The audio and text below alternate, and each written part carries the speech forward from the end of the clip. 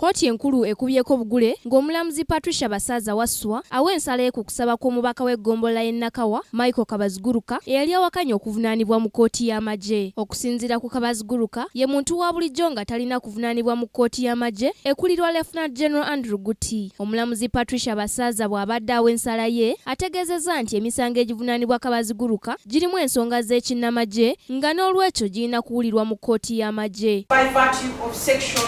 119 subclause 1 subclause G and 197 of the UPDF Act, the General Court Martial has jurisdiction to try civilians such as the applicant for offences under the UPDF Act or any other act, and that the applicant is subject to military law.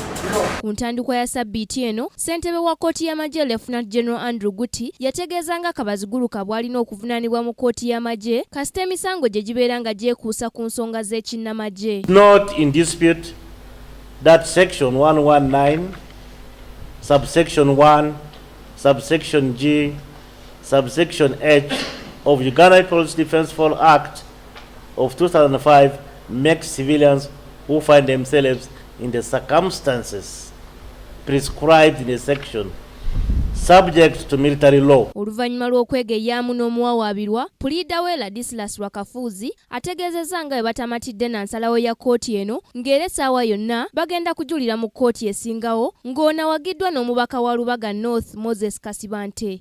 Gagambye nti kkooti z'amagye zirina obuyinza okukozesa abasiviliani. Kati ekyo si kye tunoonya.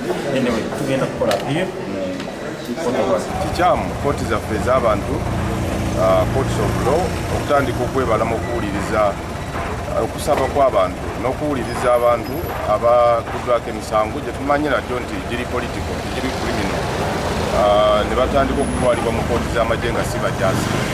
Nze ndowooza nti ensala eno etaddewo pulezidenti etiisa. Kabaziguruka avunaanibwa ne bannaabalala 22 nga kigambibwa nti baali beenyigira mu bikolwa eby'okuseketterera eggwanga. Ku lwa Kingdom TV, Nasaka Joweria ne Ekak Ronald amalindirire. This is Kingdom TV.